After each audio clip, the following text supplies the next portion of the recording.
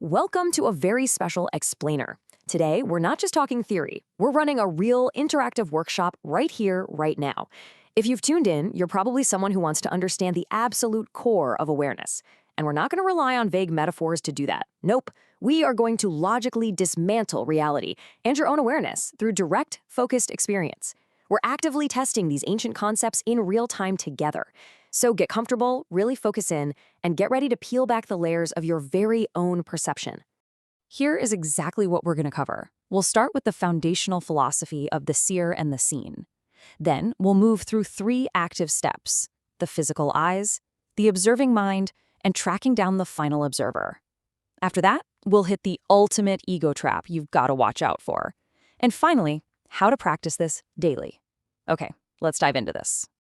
Section 1, the seer and the seen, the foundational philosophy. To kick off this workshop, we really need to lay down the foundation that makes this whole exercise possible.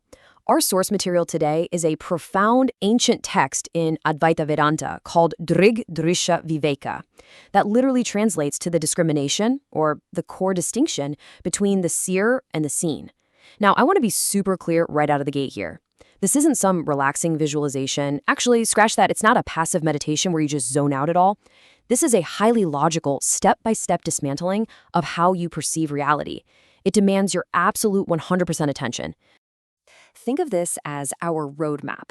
We're going to peel back the layers of your perception, literally like peeling an onion. We'll start on the outside with your physical eyes, we'll move inward to your observing mind, and finally, we'll attempt to locate the absolute final observer sitting at the very center of your experience.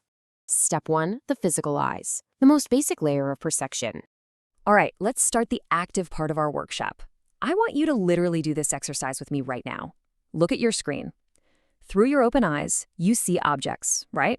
You see the light emitting from your device, you see shapes, colors, maybe some movement. Let me ask you a really simple question based on our philosophy. Who is the seer here, and what is the seen? It's pretty straightforward. Your physical eyes are the seer, and the objects out there in the world, like the screen in front of you, are the seen. At this surface layer, the distinction is incredibly clear. Let's move to and see how this builds.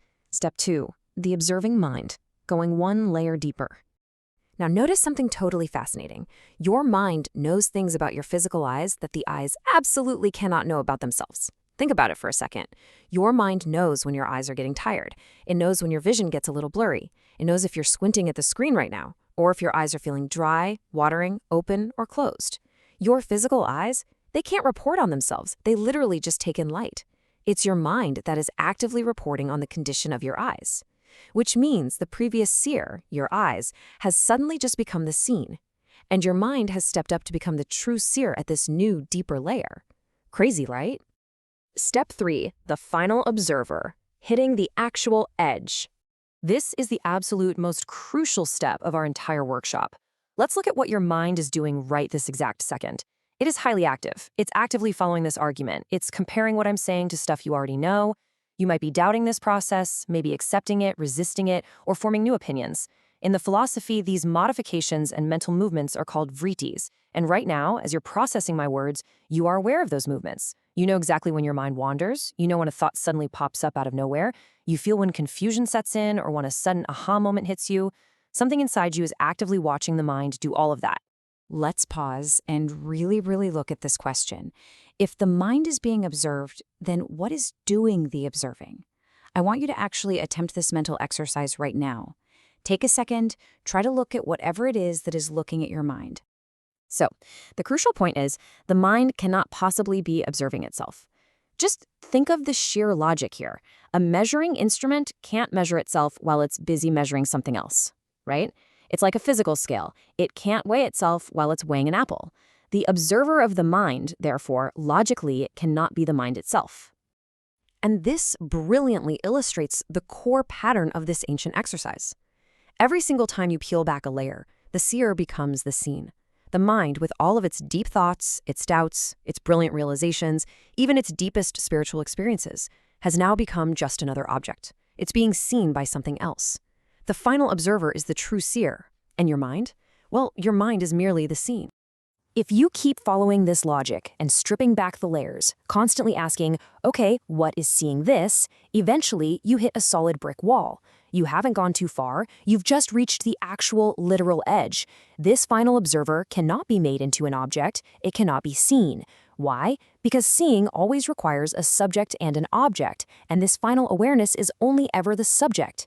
It's like an eye that cannot see itself. It's like tongs that cannot grip themselves. It is the knowing that cannot be known as a thing, because it is the knowing itself.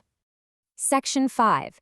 The ultimate ego trap, where almost everyone gets stuck. Now, this brings us to a sudden plot twist in our workshop. Your mind hears all of this logical dismantling, and immediately it tries to grasp it. It says, oh, I think I understand. I am pure awareness. Now, what's really interesting about this moment is how perfectly it captures the mind trying to hijack the realization. In that very split second of claiming it, the mind has stepped right back into the driver's seat. By claiming the insight, your ego, or ahankar, has done exactly what this entire philosophy warns against. It has taken the ultimate subject, the final witness, and turned it right back into just another mental concept. It's turned the ultimate subject back into an object. It's basically the ego stamping its name on the realization, proudly saying, I had the insight. But that I that claims the insight is still just part of the field of things being observed. It's a massive, massive trap. Section 6. How to practice daily. Grounding the philosophy into reality. So, how do we actually avoid that trap in the real world?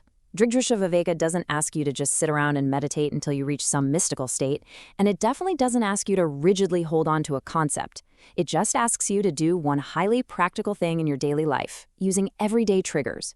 When a thought arises, see it as an object passing by. When a feeling arises, see it as an object.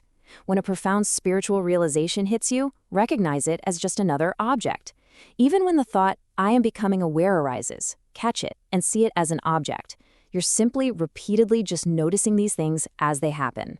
The goal is simply to remember that something is noticing all of this, and that something is not the experience itself. I really want to reassure you here. This underlying awareness doesn't grade your experiences. It doesn't care if you feel deeply spiritual today or completely, utterly distracted. It doesn't reward the bliss, and it completely ignores the boredom. It was there before you sat down for this explainer, it is there right now while you're listening, and it's going to be there long after the insight is forgotten. It's simply IS. So I'm going to leave you with this final provocative thought as we wrap up our workshop today. Don't look at the screen, just look inward. As you hear these exact words right now in this precise second, what is noticing you? Keep searching for that answer. Thank you so much for joining this explainer, and keep peeling back those layers.